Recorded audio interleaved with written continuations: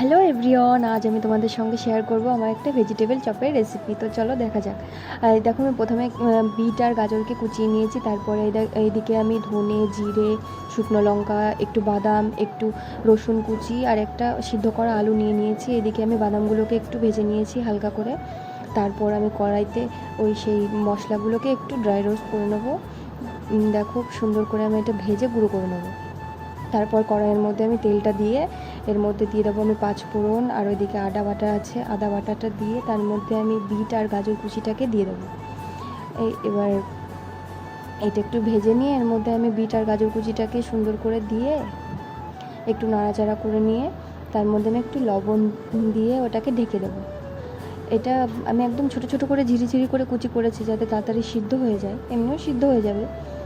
এবার এর মধ্যে একটু লবণ দিয়ে আমি খানিকক্ষণ ঢেকে রেখেছিলাম যাতে তাড়াতাড়ি সিদ্ধ হয়ে যায়। এবার ওর ভেতরে আমি ঢাকনাটা ওঠানোর পরে আমি ওর ভেতরে বাদাম দিয়ে দিয়েছিলাম, তারপর একটু চিনি দিয়েছিলাম, দিয়ে তারপরে আমি নামিয়ে নিয়েছি, সেটা আর দেখানো হয়নি। এইদিকে চপটা করার জন্য আমি 2 চামচ ময়দা আর 2 চামচ কর্নফ্লাওয়ার নিয়ে সুন্দর করে গুলিয়ে নিয়েছিলাম। যেহেতু ডিম দিয়েও করা যায়, কিন্তু আমি ভেজিটেবল চপ বানাচ্ছি বলে আর ডিমটা ব্যবহার করিনি। তো আমি কর্নফ্লাওয়ার আর ময়দাটাই নিয়েছিলাম। এটাকে এবার সুন্দর করে একটু জল দিয়ে গুলিয়ে নিতে হবে, হালকা পাতলা করে করলেই হবে। আমি সুন্দর করে, দেখো, প্রথমে গাঢ় হয়ে গেছিলো, তারপরে আবার জল দিয়ে সুন্দর করে পাতলা করে নিয়েছি এই রকম। এবার এদিকে আমি চপটাকে রেডি করে নেব। তো দেখো, আমার এগুলো সব রেডি। এটাও ঠান্ডা হয়ে গেছে পুরটা। এদিকে আমি ব্রেড ক্রাম্বস নিয়ে নিয়েছি, অল্প করে নিয়েছি, আরও আমার বহুত আছে, ওগুলো আর নেওয়া হয়নি।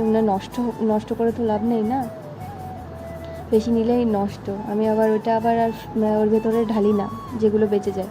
এদিকে আমি চপ, দেখো, করে নিয়েছি চপের শেপ মতো। তারপরে আমি কর্নফ্লাওয়ারের জলের ভেতরে ডুবিয়ে এটাকে আবার ব্রেড ক্রাম্বসের মধ্যে দিয়ে সুন্দর করে কোট করে নেব। আমি একবার করেই করেছিলাম, যেহেতু আমার মোটা মোটা আর কি ব্রেড ক্রাম্বসগুলো মোটা আছে। আর বাড়ি যদি এমনি নিজেরা বিস্কুটের গুঁড়ো করে নাও, তাহলে পরে 2বার করলে ভালো হয়।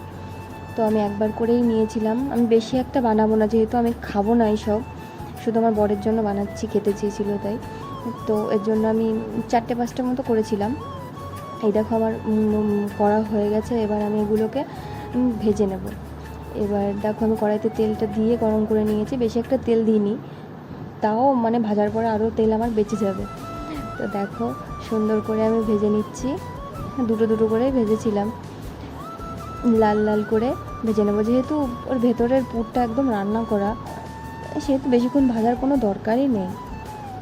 তো দেখো, আমার ভাজা টাজা কমপ্লিট। এবার আমার বরের টিফিন বক্সে আর কি দিয়ে দেবো, বিকালে নিয়ে গিয়ে খাবে আর কি। দুপুরবেলায় বাড়িতে এসেছিলো, এটা বিকালে নিয়ে গিয়ে খাবে। আর অলরেডি একটা খাওয়া হয়ে গেছে বাড়ি থেকেই। তো দেখো, একটু শসা আর একটু পেঁয়াজটা কুচিয়ে দিয়েছিলাম। এবার সুন্দর করে ঢেকে দেবো।